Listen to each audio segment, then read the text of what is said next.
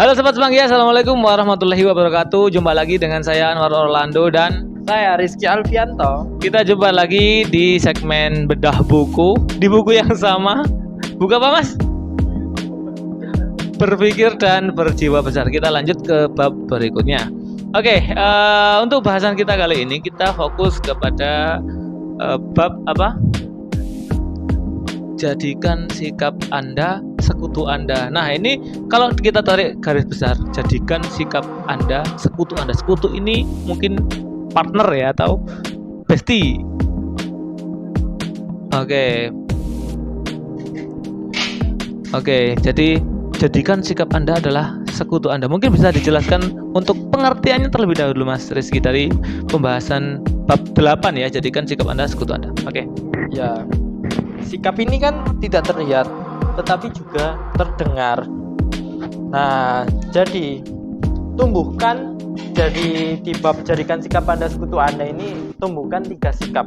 Yang pertama itu tumbuhkan sikap daya aktif, kedua tumbuhkan sikap Anda penting, dan ketiga tumbuhkan sikap pelayanan lebih dahulu.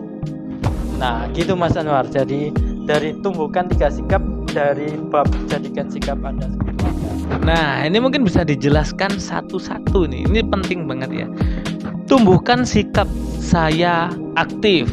Tumbuhkan sikap Anda penting. Tumbuhkan sikap pelayanan lebih dahulu. Ini maksudnya gimana nih untuk tumbuhkan sikap saya aktif? Mungkin bisa dijelaskan lagi. Nah, sekarang gini. Di pertama ini tumbuhkan sikap saya aktif. Jadi sikap saya aktif itu kayak gimana sih? Kalau menurut saya ini aktif itu dalam segala, semisal kita bekerja. Saya kalau nggak tahu bertanya, berarti sikap saya harus aktif dalam menanyakan hal sesuatu. Kalau saya nggak tanya, saya pasif. Jadi ini kayak saya kurang bersosialisasi juga. Jadi saya pasif banget di dalam pekerjaan. Jadi saya nggak tahu ini alur kerjanya gimana, saya harus ngapain kalau saya nggak aktif ini. Apa harus diem aja di dalam sehari itu? Kan itu Mas Anwar. Jadi yang kedua tumbuhkan sikap penting. Nah, yang kedua ini tumbuhkan sikap Anda penting ini kenapa? Penting dalam mengambil keputusan juga. Dalam pekerjaan juga bisa mengambil keputusan kayak gimana. Saya harus memutuskan seumpama desain promo ini kayak gimana sih? Kalau bagian desainer, nah saya memutuskan desainnya untuk temanya kayak Februari ini Valentine. Jadi sikap saya ya mengambil desain yang Valentine yang cocok dalam bulan tersebut. Yang ketiga tumbuhkan sikap pelayanan lebih dulu. Jadi ini kayak lebih ke tim frontliner salesnya sih. Kalau pelayanan lebih dulu. Jadi kita pelayanan itu ke customer. Kalau customer datang kita menyapa, selamat pagi Pak, mungkin ada yang bisa dibantu. Itu sikap kita. Jadi pelayanannya lebih baik lah, menyapa customer lebih dulu. Itu sih Mas. Oke, mungkin pada intinya kalau yang pertama tadi tumbuhkan saya aktif itu adalah yang dimaksud jangan pasif gitu ya. Ketika ada sesuatu hal yang mungkin kita nilai kurang baik atau kita nggak tahu, jangan diam aja nih, diapain nih ya gitu kan. Jadi mikirnya itu gimana baiknya, jangan gimana enaknya, mungkin itu ya. Bagaimana ini baiknya, tapi jangan bagaimana ini enaknya gimana ya, jangan gitu, tapi baiknya gimana, mungkin lebih diprioritaskan di situ. Kemudian yang nomor 2, tumbuhkan sikap Anda penting. Nah, yang dicontohkan oleh Mas Rizky tadi terkait pengambilan keputusan. Jadi penting di sini yang dimaksud adalah kita perlu nih untuk berdiskusi, kita perlu nih untuk saling tukar pikiran dalam hal menentukan keputusan yang paling tepat gitu ya. Jadi kita nggak menyepelekan apa yang ada di depan kita. Kemudian yang nomor 3, tumbuhkan sikap pelayanan lebih dulu. Nah, ini mungkin sesuai dengan visi misi kita ya. Yang nomor 1, orientasi pada pelanggan. Nah, jadi ini memang sangat penting, apalagi kita sebagai penyedia jasa ataupun produk yang dimana harus mengutamakan pelanggan, dimana pelanggan itu adalah ujung tombak kita ya, yang dimana ya ini akan sangat penting ketika kita pupuk atau tumbuhkan dengan baik. Kalau kita nggak orientasi kepada pelanggan, ya jangan harap pelanggan bisa loyal juga ke kita gitu ya sebagai penyedia produk ataupun jasa. Nah itu. Pelayanan itu contohnya kayak di ini di kayak petugas keamanan yang di BCA sih mas. Jadi eksperimen kita datang sebelum masuk itu disapa dulu, gimana kan, biasanya ditanya kabar gitu. Itu pengalaman yang luar biasa sih, pelayanan kayak di petugas keamanan yang di BCA itu. Oke, mungkin di situ juga merupakan SOP ya. Karena gini, pelayanan mungkin kalau kita lepaskan ke masing-masing orang atau ke individual mungkin memang berbeda. Dari segi pelayanan nanti juga nggak sama. Ada kecenderungan customer itu akan memilih, saya sama sales ini aja gitu, saya sama mbak itu aja, saya sama bapak itu aja. Pilih, ini nggak enak nih kalau sama mbak ini, mahal jatuhnya. Nah gitu. Jadi memang sebuah perusahaan atau sebuah bidang usaha kita harus adakan SOP terutama untuk pelayanan ke customer. Ini biar nggak sampai terjadi hal-hal yang kayak tadi, ada perbedaan pelayanan sehingga ketika ditangani orang tertentu mungkin merasa kurang, yang biasanya ada sapa selamat datang di Alfa, iya kayak gitu. Nah itu kan biasanya salah satu bentuk SOP yang mengutamakan pelayanan sehingga customer merasa wah enak ya di sini ya. Nah gitu. Ya itu sih. Apalagi kalau kita dari segi marketing ya, otomatis harus kita yang langsung hubungan dengan pelanggan kan, biasanya kita yang chatting, kita yang negosiasi dengan pelanggan.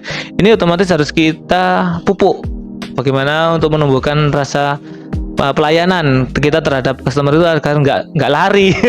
Biasanya kayak gitu.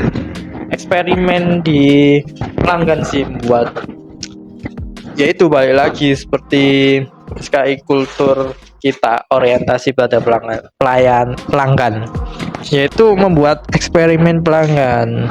Jadi kayak kita setiap experience, customer experience. Ya sorry. Nah, jadi pengalaman dia itu supaya apa? Pengalamannya di sini itu baik. Oh, pelayanan sales ini bagus ya. Jadi aku mau repeat order lah, enak gitu pelayanannya kayak gitu. Ya mungkin yang dimaksud Mas Rizky tadi adalah customer experience. Jadi pengalaman pelanggan terutama pada pelayanan di toko kita gitu ya. Bukan eksperimen mas. Kalau eksperimen itu percobaan ya. Customer eksperimen berarti mencoba.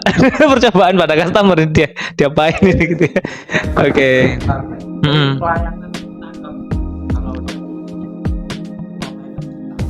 Oke. Responnya cepat. Jadi cepat. Kita juga listnya juga masuknya cepet. Itu juga.